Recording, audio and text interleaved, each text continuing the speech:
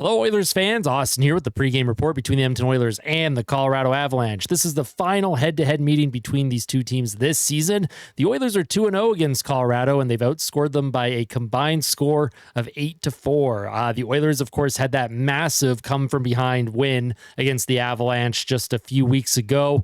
They were down 3-0 in the first period, and then Edmonton was able to score 4 unanswered goals to come away with the win. That was back on January 16th, so yeah, just a couple weeks ago.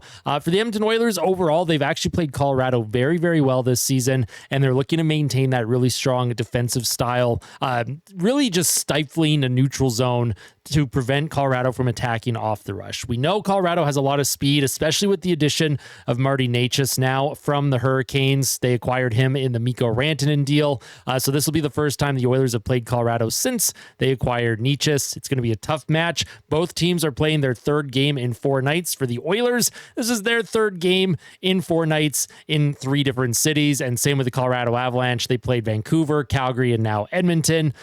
So it's one of those games where it might be a little choppy to start. Both teams are probably going to feel each other out. I wouldn't be surprised if the first period was pretty boring and low event until these teams get their legs under them. And then I think the second and third are going to be tons of fun to watch. These two teams always have an extra bit of energy to them, especially with McKinnon and Draisaitl in that Art Ross race right now. So those are 2 players to watch. Speaking of players to watch, let me know who your players to watch are in the comments section below. And as always, give me your score prediction as well. I read every single comment. Your support means the world. So if you end up enjoying this pregame, make sure to hit that like button. And if you really like it, make sure to subscribe to the channel and hit that little bell so that you're notified of every single time I upload or go live, which, by the way, we will be going live tonight here on the Austin Hockey YouTube channel. I will be doing a live stream commentary, hanging out with chat, gifting memberships, because I still owe 10 memberships for forgetting that victory chain behind me after their win against the St. Louis Blues. I do owe everyone the 10 gifted memberships for that. So tune into the live stream tonight if you want to maybe be part of that. I may have some Pokemon cards, hockey cards to open. See, my brain's on Pokemon because I bought Pokemon cards recently, so my bad. Anyways, let's discuss the lineups and then, of course, the pregame stats, the numbers, and my game day prediction. For the lineups, this is how things looked against the Chicago Blackhawks. I do not expect Chris Knoblauch to tweak this lineup at all. I think he wants to get a look at certain guys with different players, and in my opinion, certain players have earned the right to stay where they are, especially Jeff Skinner on that second line, but we will talk about him in a moment. First line, we'll have Victor Arvidsson with Connor McDavid and Zach Hyman. Now, Arvidsson scored a beautiful goal against Chicago, but it wasn't with McDavid on his line. He actually had a shift with Janmark, and Janmark fed Arvidsson in the left circle. Arvidsson was able to put it over the right shoulder of Soderblom in net for the Blackhawks. It was a beautiful shot by Arvidsson. We need to see more of that. If he's going to play next to McDavid, McDavid does need a trigger man. Now, Zach Hyman, he's more of a puck possession, work along the boards, and then try and get to the front of the net for a screen and or tip. Arvidsson is someone that has the skill to get into an open area. He creates space for himself because he's kind of smaller and he's agile, right? And he can shoot the puck when he gets that opportunity. So for Arvidsson, looking for a good game from him if he ends up on the same line as McDavid. Second line, we'll have Jeff Skinner with Leon Draisaitl and Vasily Podkolzin. I thought this was Edmonton's best line against the Chicago Blackhawks, especially Jeff Skinner. It was by far his best game of the entire season, offensively, and I would even say defensively. And for the last month or so, Jeff Skinner's defensive metrics have been very strong on the Oilers. They've been among the top 5 for all forwards in terms of expected goals against per 60, actual goals against per 60. Jeff Skinner has really turned his game around. He is someone that has never needed to play defense. He came from Buffalo, where there is a bit of an issue going on with that team over the last 15 years. Jeff Skinner was never a player that was relied on to play two-way hockey, right? But if you want to play under Chris Knoblauch, he demands that. You have to play really good away from the puck in order to get those opportunities higher up the lineup. It's why someone like Podkolzin has played with Draisaitl for a majority of the season, because of Podkolzin's work away from the puck and his work on the forecheck to get the puck back when they don't have it. For Jeff Skinner, he's been playing really good. He absolutely deserves to stay in this top 6. I hope by the time puck drops, he remains in the top 6 with Draisaitl. And a lot of credit also has to go to Chris Knoblauch as well for, I'm rough on Chris Knoblauch, and I think a lot of fans are. I'm one of those fans that really wanted Skinner to be elevated in the lineup much sooner. But Chris Knoblauch clearly has a very calculated system, and you have to play to that system. And if you're not playing to that system, and if you cheat even once, he will hold you accountable for that. And in Jeff Skinner's case, he was getting scratched. Sometimes I didn't think Jeff Skinner truly deserved to be scratched. But in terms of Skinner's play, especially against the Blackhawks, he's earned that right to stay with Draisaitl. He's earned that right to keep playing in that top six even after the Four Nations is over. So last game before the Four Nations, expecting a big game from this top six. I'm expecting this team to really just play a solid game, right? You want this last game before the Four Nations break. I want to see a solid effort from the entire lineup, up and down, defense, forwards, and goaltending, because the boys are going to be off for 2 weeks. And, you know, they've earned that rest. They've earned that rest. They're first in the Pacific. A win tonight puts them 4 points back up on Vegas with no games in hand. They'll have played the exact same amount of games after the game tonight. For the Oilers, take advantage of that. Take advantage of that. Right now, they're 2 up with 1 game in hand. Take advantage of that game in hand against the Golden Knights, who haven't been playing good at all. Third line, Janmark with Nugent-Hopkins and Connor Brown. Again, I thought that line was effective against Chicago. I do like Nugent-Hopkins centering his own line on the third line, right? If Nugent-Hopkins is going to play center, don't have him in the top six, because he can't handle the tougher minutes against tougher assignments, in my personal opinion, when he's playing center. I think Nuge is much better suited as a winger if he's in that top six. However, if you get him bottom 6 minutes or a bottom 6 role with the power play time that he gets, I think he's very effective. And I think him, Janmark, and Brown worked very well against the Blackhawks. So hopefully that is a good line for Edmonton tonight against Colorado. And then the fourth line, Corey Perry, Adam Henrique, and Kasperi Kapanen, though you might see Noah Philp get back in the lineup. I'm not 100% certain. Kapanen hasn't been getting a lot of ice time lately. And I get the sense that Chris Knoblauch might be a little shaky with Kapanen right now. So Philp draws into the lineup. Obviously, I think Kapanen is going to be the one that comes out, unless Henrique is still very sick. He did not play against the Blues because of illness, so we'll see what the team looks like at puck drop. For defense, we have Ekholm with Bouchard. Of course, like usual, that is the top pair for Edmonton. We have Nurse with Klingberg, Kulak with Emberson, and Troy Stetcher as the extra D-man. Now, John Klingberg, I think he had his best game as an Oiler against the Chicago Blackhawks. He looks a little awkward out there. I think just his height. He's tall. He's a big defenseman. He doesn't play physical. Like, that's not his style. But he looks he kind of looks like a giraffe out there, you know. I don't know if it's just because he's still getting his legs out from under him after the surgeries, and he's trying to get himself back into game shape. And I don't know. He looks a little awkward, but he's been playing well, right? When I say he looks awkward, I don't mean that in a bad way. It just sometimes it looks like he's going to have a burst of speed, and then he defers the puck, and he usually makes the right decision with the puck. So that's also a good thing. I've been happy with Klingberg's play. In goal, we're going to have Stuart Skinner, Big Stu in the net for Edmonton, looking for a huge game from him. I thought he played well against St. Louis. He didn't have to be incredible. He didn't have to make the saves that Calvin Pickard had to make against Chicago, but I am expecting Stuart Skinner to go out on a high note here. I want this team to really show Colorado, show the rest of the NHL why the Oilers are a cup contender this season. I want Draisaitl to show why he deserves the Hart, the Rocket, the Art Ross, the Ted Lindsay, the Selke, all of the awards. Of course, these players don't care about the individual awards. The Oilers are focused on their position in the standings and winning a Stanley Cup. But I'm a selfish fan. I want Draisaitl to prove everyone why he deserves this. I want Draisaitl to have a big game tonight.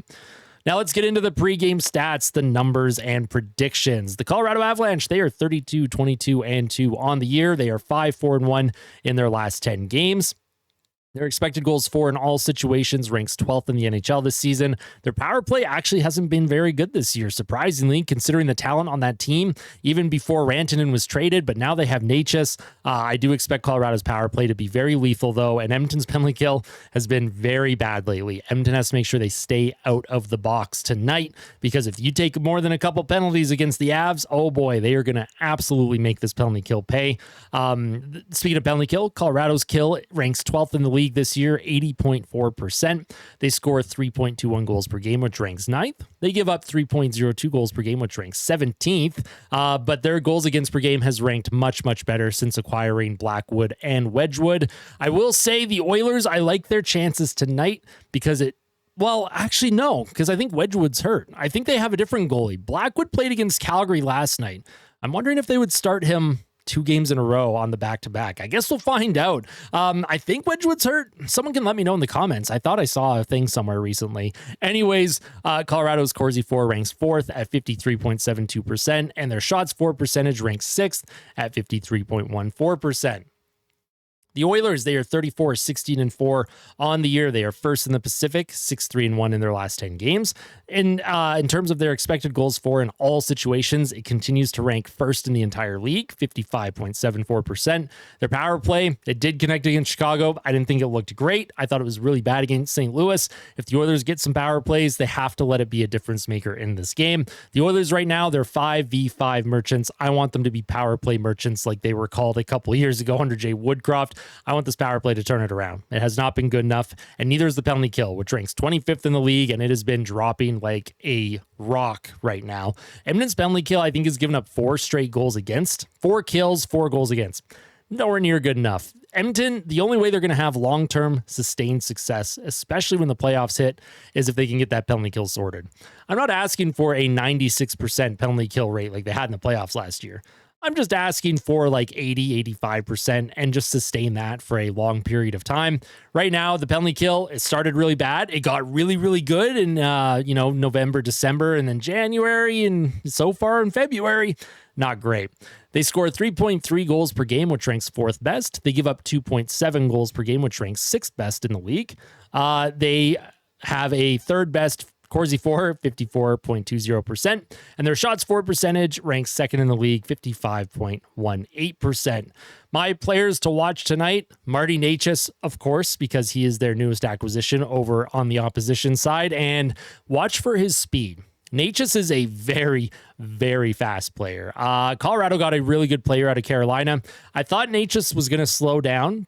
He did start off the season really hot. At one point, he was leading the league in points.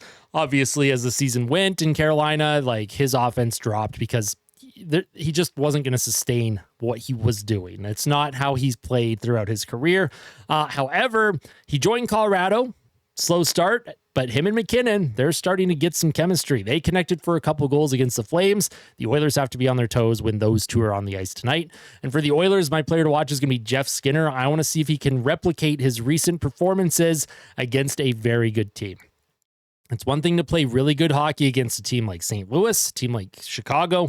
I want to see what Jeff Skinner has against a elite team, a team that the Oilers could likely possibly play at some point during the playoffs, a team that they might have to go through on a run to the Stanley Cup final, assuming that they can get there. Jeff Skinner, big game for him. Going to be watching for him. And my score prediction tonight, big drum roll, I'm going to predict a 4-2 Oilers win. Now, the easy prediction would have predicted a 1-goal game because the Edmonton Oilers, they just seem to love those 1-goal games. Doesn't matter if they're up by 2 early, if they're down by 2. Every single game either goes to overtime or it's a 1-goal game. Some kind of decision made in the third period where one team gets up or down or however the Oilers want to play this. But I'm feeling good about this one. I'm going to go 4-2 Oilers. I like their matchup against Colorado so far this season. And if the Oilers play like they have against the Avs earlier in the year, I don't think there's a problem tonight. I don't think there's going to be any issues for Edmonton. Of course, they have to go out and actually do it. They have to go out and actually perform, play the game, play for 60 minutes, and then enjoy their 2-week break for the Four Nations. And speaking of the Four Nations, what am I going to do for my content? Well, don't you worry. I'm going to have a full Four Nations preview show. I'm hoping to have up by Sunday. It could be up earlier. No guarantees, though, but I'm hoping to have a full Four Nations preview up by Sunday. And then once the tournament actually begins, I will be producing content for it. I'll be doing daily recaps, I guess nightly recaps. Obviously, mostly following Team Canada because that's who I'm going to end up cheering for. But I'm going to let everyone know what my predictions are for that in that preview show. I'm excited to, show everyone. I'm working on it. And then I'll have some other stuff in between. The Four Nations is 2 weeks long. I'm still going to get my Oilers content in there for all of you Oilers fans. So that's it from me. That is the pregame show for the Oilers and the Colorado Avalanche. If you enjoyed this video, make sure to like. If you really liked it, make sure to subscribe to the channel. And like I said, I'll be live on the YouTube channel tonight at 7 p.m. Mountain. I can't wait to see everyone. We're going to have a ton of fun. The gifted memberships, maybe open some hockey card packs tonight too during the intermissions. And let's see if the Oilers can go out on a high note before the team, obviously really needs this 2-week break. The team has been really ill. You can tell they're slowing down a little. Some guys might be battling some injuries. I think this 2-week break for every team in the NHL is going to be good because when everyone comes back, you're in that home stretch. There's only a few games left until the trade deadline, which is on March 7th. So I think the Oilers have 7 or 8 games before the trade deadline. Once everyone gets back from the Four Nations, the NHL is going to go wacko. You're going to see tons of deals. You're going to see crazy games and teams that are trying to fight for their playoff lives, teams that are, battling for position in the standings like Edmonton because you want home ice advantage. It's going to be fun. I'm excited. We're getting towards the home stretch of the season, but for now, Edmonton has a job to do against the Avs tonight. So thank you all so much for tuning in. As always, your support means the world. Make sure to tell someone that you love them before the game tonight. And as always, fight like a kid, fight like Ben. Let's go Oilers. We'll see you tonight.